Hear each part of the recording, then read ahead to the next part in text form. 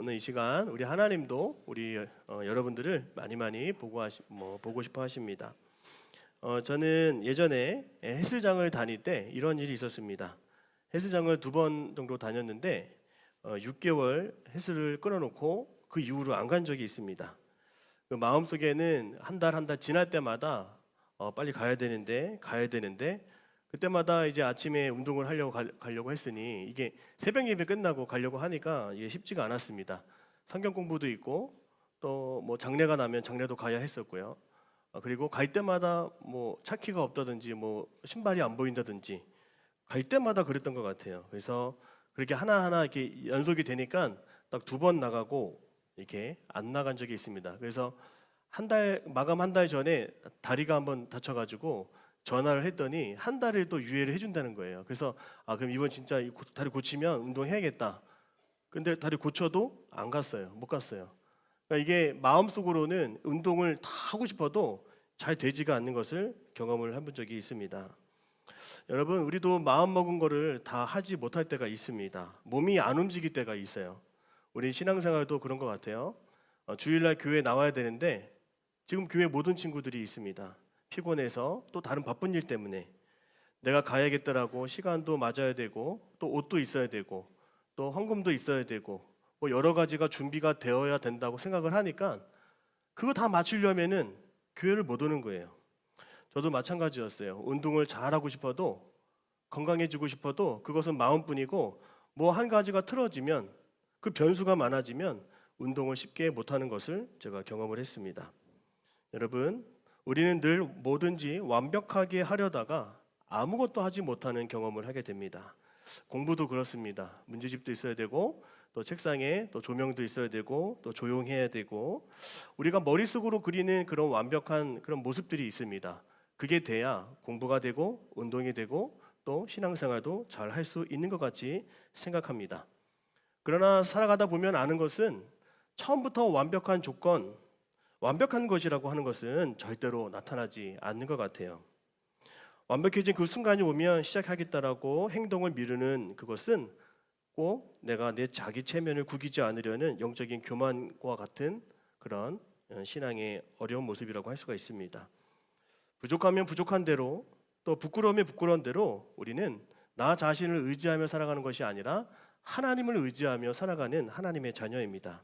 그래서 이렇게 한번 마음으로 다짐합니다.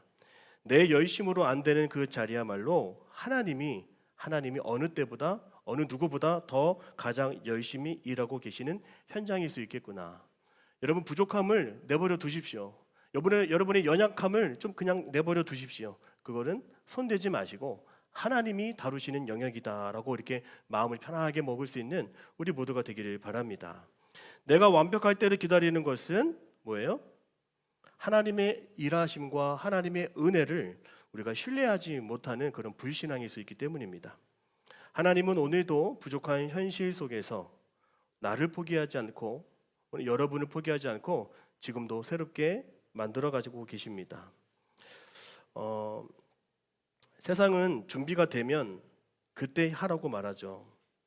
신앙은 준비되면 시작하는 것이 아닌 것 같아요.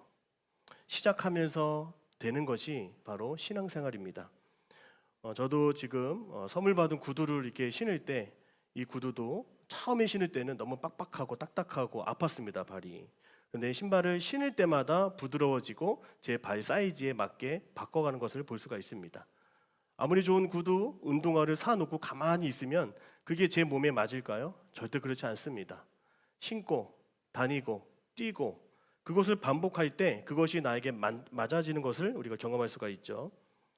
마찬가지로 우리의 신앙도 가만히 있는다라고 해서 되는 것이 아닙니다. 우리의 신앙의 성장도 가만히 있어서 저절로 이루어지는 것이 아닙니다. 부족해도 완벽하지 않아도 우리가 먼저 믿음으로 나아갈 때 우리는 한 단계 한 단계 성장하게 되는 하나님의 그 신앙의 원리를 우리는 배우고 살아가야 합니다. 그래서 이렇게 한번 여러분 생각했으면 좋겠어요. 마음이 생기면 기도한다. 아닙니다. 기도하면 마음이 생깁니다. 이해되면 말씀을 읽겠다라고 하는 사람들이 있어요. 납득이 되면 말씀을 읽겠다. 그런데 반대죠. 우리는 말씀을 읽다 보면 말씀이 나를 이해시키는 것을 우리가 보게 되는 것입니다. 사랑할 수 있을 때 사랑한다라고 말하죠. 그러나 사랑할 수 없는 상황이라도 사랑하기 시작하면 그 사랑이 깊어질 수도 있는 것입니다. 또한 신앙생활에서 우리가 확신이 좀 내게 강하게 오면 내가 그거 순종하겠습니다, 하겠습니다 하잖아요. 아닙니다. 순종을 먼저 해보십시오. 순종을 먼저 하면 하나님이 마음을 만들어주시고 확신을 주신다라고 하는 것입니다. 따라합니다. 우리는 준비되면 섬기는 것이 아닙니다. 이것도 따라해 주세요. 섬기다 보면 준비됩니다. 우리 옆 사람과 이렇게 인사하겠습니다. 당신은 준비 중입니다. 그렇습니다, 여러분. 우리가 섬기다 보면, 교제하다 보면, 우리가 열심히 기도하다 보면 더 나은 모습으로 나아지고 발전하게 되는 것입니다. 여러분, 기도도 그래요. 처음에 어색합니다. 말이 막힙니다. 마음이 산만합니다. 그러나 기도도 이렇게 하다 보면 내 영혼에 잘 맞게 되는 그런 것들을 우리가 볼 수 있습니다. 그래서 신앙생활을 조금 어렵게 생각하는 분들이 만약에 이 자리에 계시다면 여러분들이 이 본문의 말씀을 한번 같이 읽고 묵상해 봤으면 좋겠습니다. 요한일서 4장 19절입니다. 요한일서 4장 19절 같이 읽겠습니다. 시작. 우리가 사랑함은 그가 먼저 우리를 사랑하셨습니다. 아멘. 남을 사랑한다는 것도 쉽지 않습니다. 그러나 이 세상을 지었다라고 하는 그 예수님을 우리가 사랑한다라고 하면 내 형편 때문에, 내 마음의 분주함 때문에 그분을 사랑하지 못할 날들이 너무나 많습니다.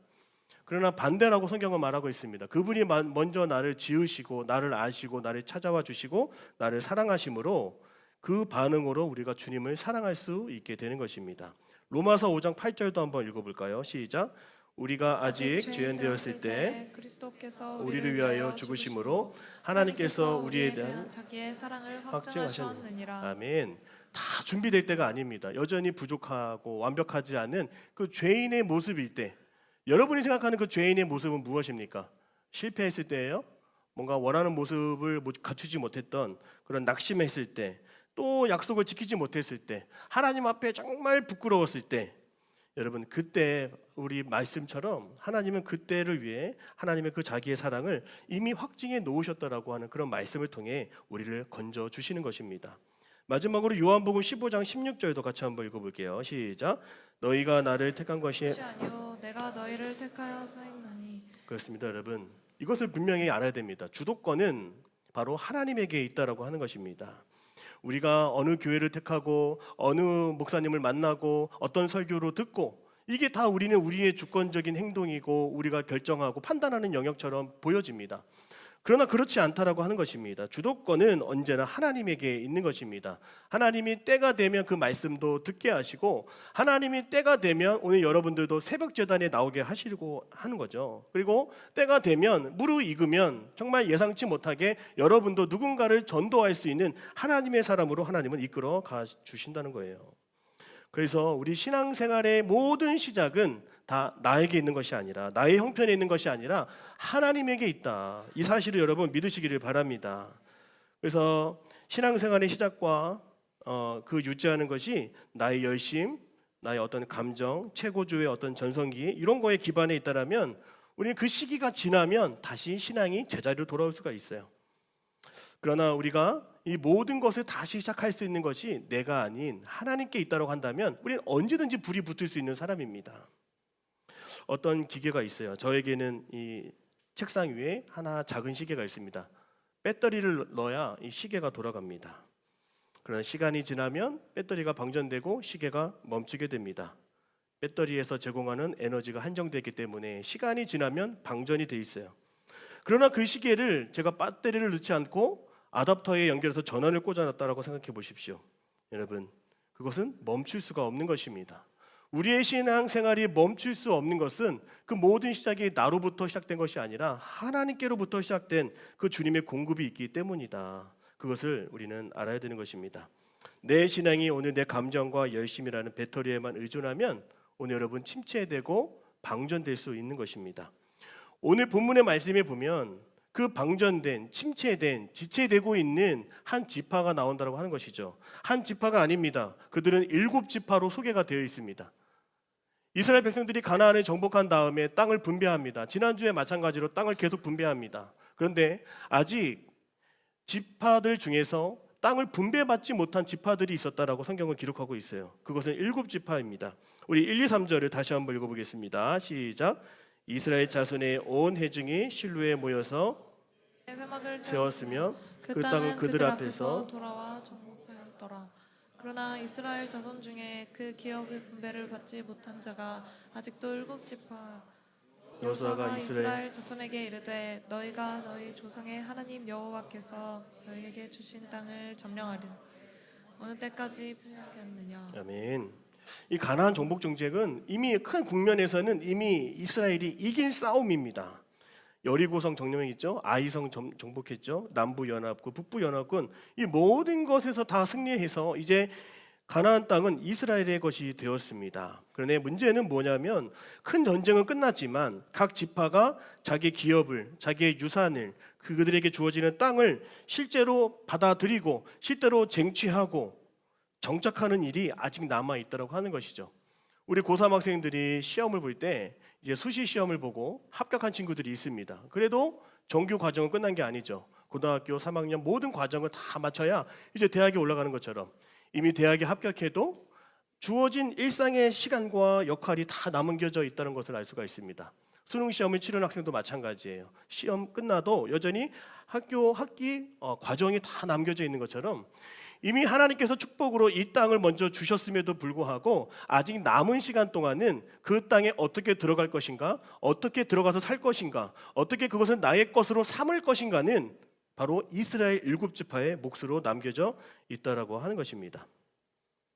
오늘 3절의 말씀을 보니까 그런데 오늘 말씀에 한 가지 지적하는 부분이 있습니다. 3절에 보면 너희 조상의 하나님 여호와께서 너희에게 주신 땅을 점령하러 가기를 어느 때까지 지체하겠느냐, 머뭇거리고 있냐라고 말하고 있는 겁니다.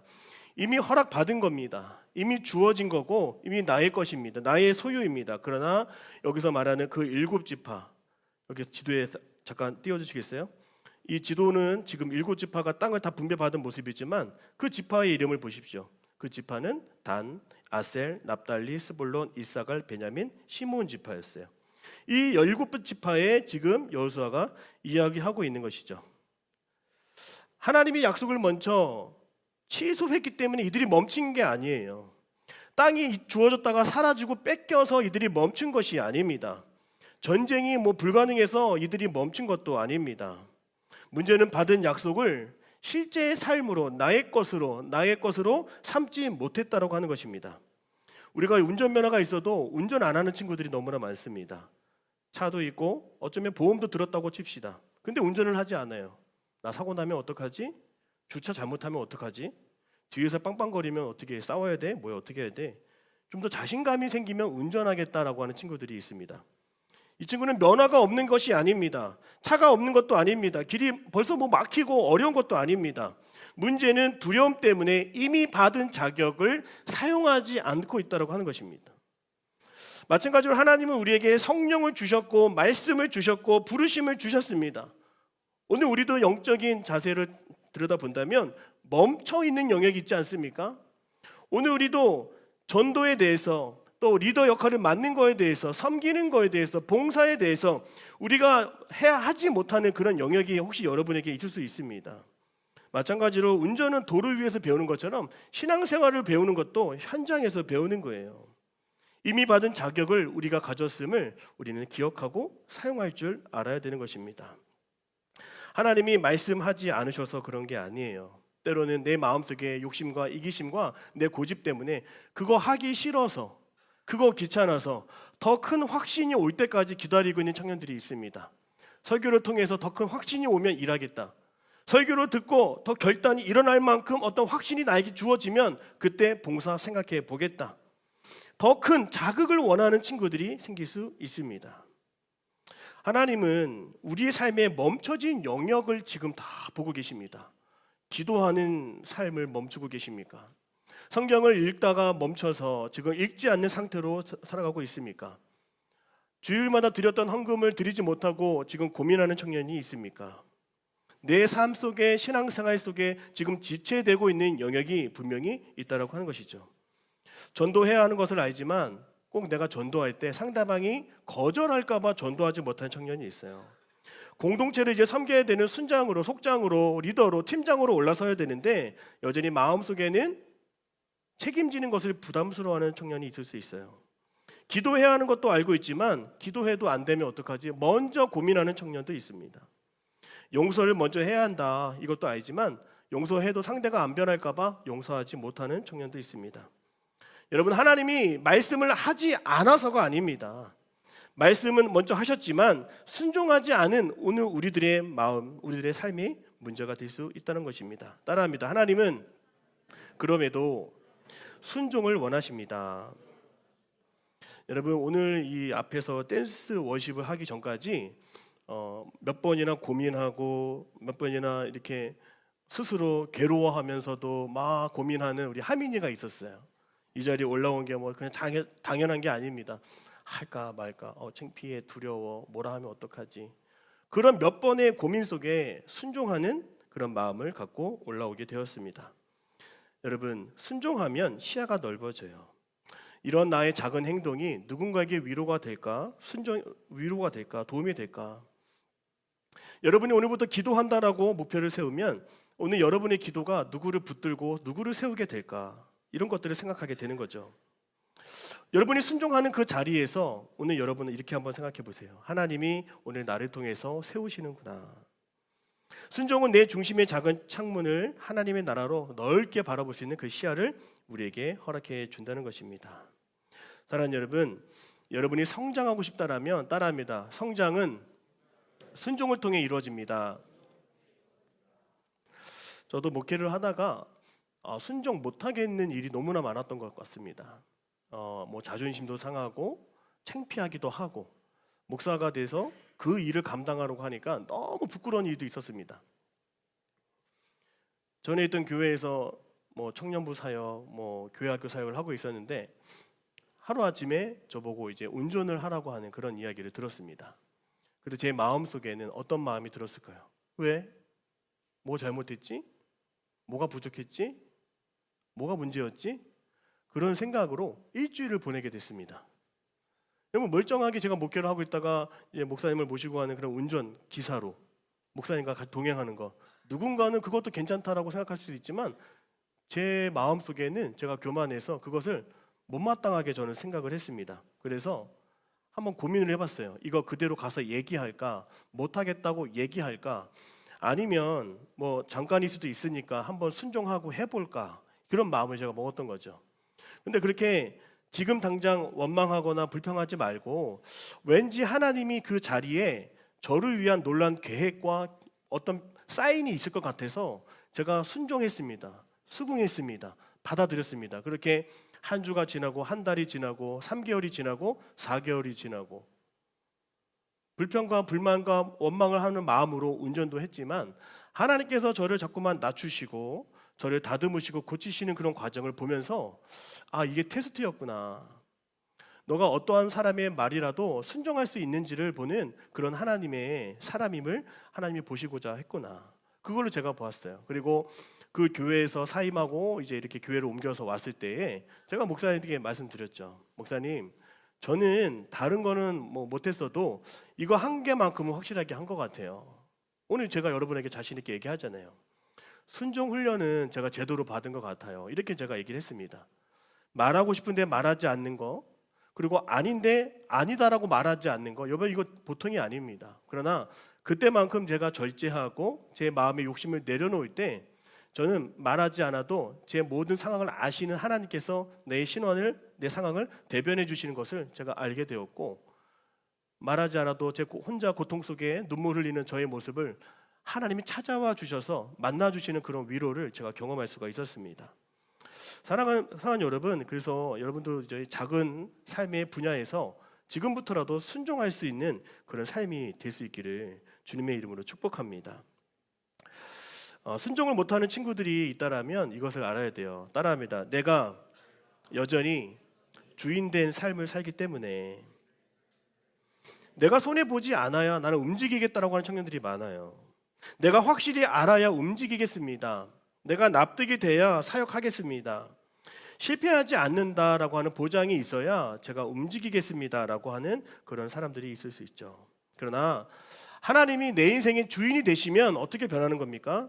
하나님, 저 다 알지 못해도 말씀하셨으니까 순종하겠습니다. 이때 성장하는 거예요. 하나님, 손해가 있어도 하나님이 부르셨으니까 움직여 볼게요. 이때 또 성장하는 겁니다.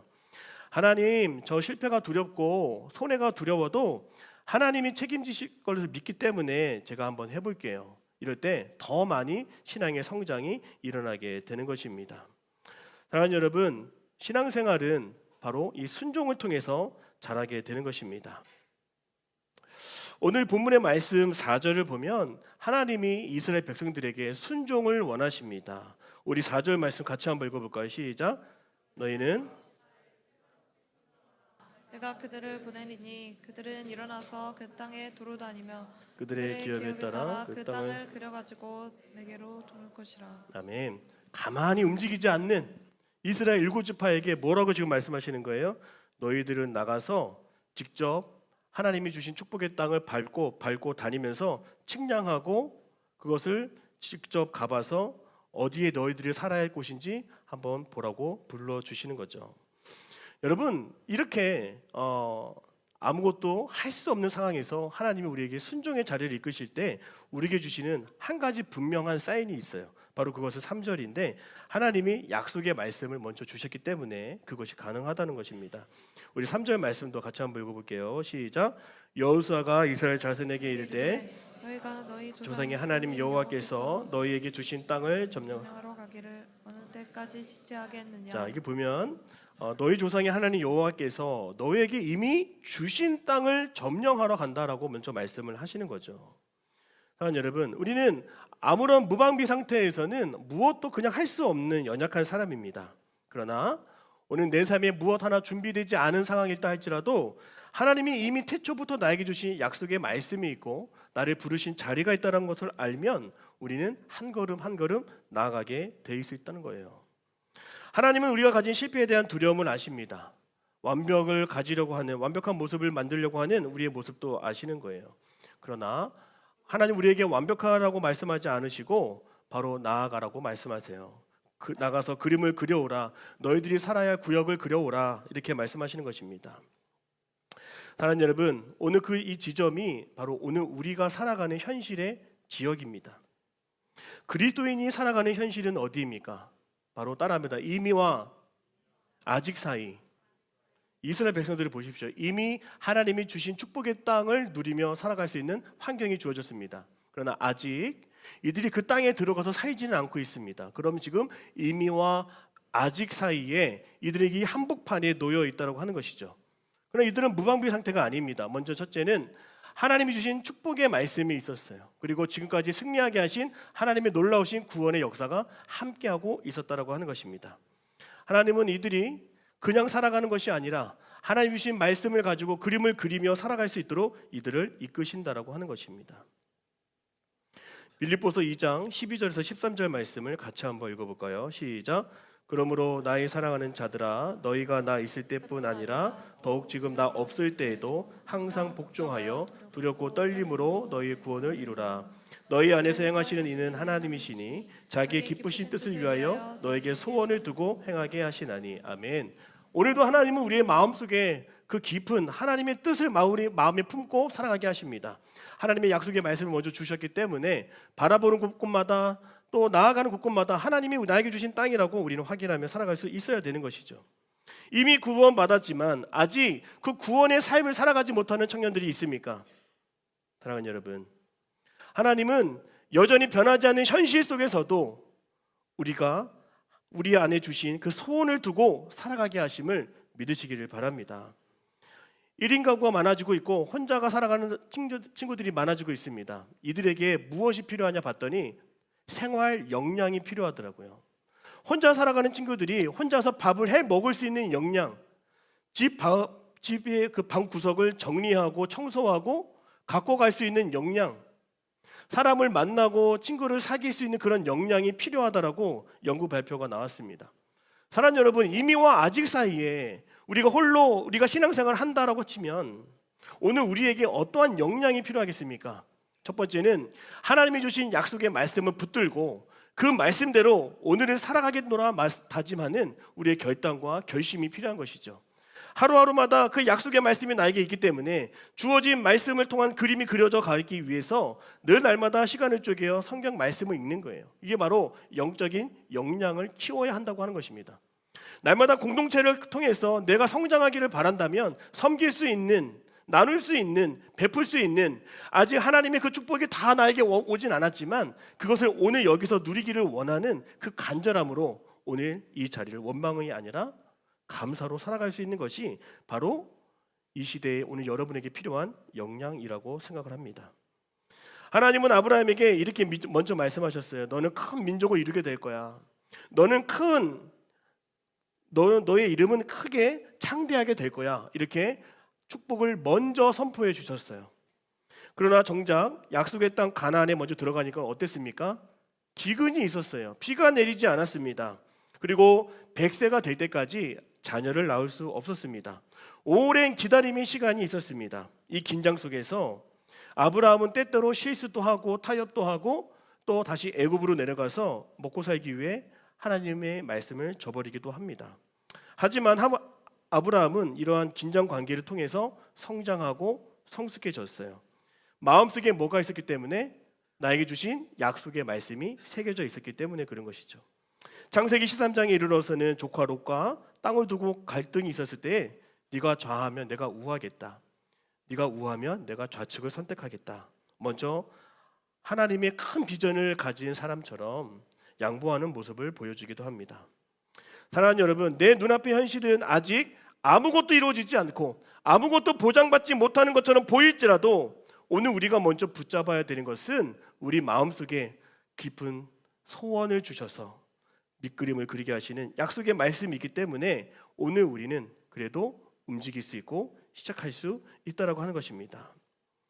저는 여러분들이 이미와 아직 사이에 그 인생의 밑그림을 오늘도 끝까지 붙잡고 가며 승리하는 사람이 되기를 주님의 이름으로 축복합니다. 오늘 우리가 어떠한 상황 속에서도 하나님이 나를 사용하실 거야. 하나님은 나를 내버려 두지 않으실 거야. 하나님은 나에게 주신 축복이 있어. 그런 마음을 끝까지 포기하지 말고 우리가 하나님의 은혜를 구하며 이미와 아직 사이에 믿음으로 살아가는 그런 실력자가 되기를 주님의 이름으로 축복합니다. 오늘 이 자리에 이렇게 앉아서 예배할 수 있는 것이 바로 하나님이 기뻐하시는 신앙의 실력자의 모습인 것입니다. 내 뜻대로 내 마음대로 달라지지 않을지라도 우리에게는 이미 주신 축복이 있고 또 하나님이 주실 은혜가 있다는 사실을 놓치지 않고 언제나 믿음의 자리에서 승리할 수 있는 저와 여러분이 다 되시기를 주님의 이름으로 축복합니다. 우리 기도하겠습니다.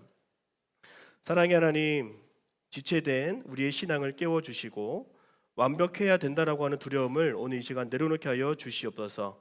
또한 순종의 눈을 열어주셔서 또 하나님이 일하시는 현장을 보게 하시고 하나님의 사랑으로 다시금 우리의 사역을 다시 시작할 수 있도록 나의 삶에 손 놓아버렸던 것을 다시 시작할 수 있도록 인도하여 주시옵소서. 예수님의 이름으로 기도드립니다. 아멘.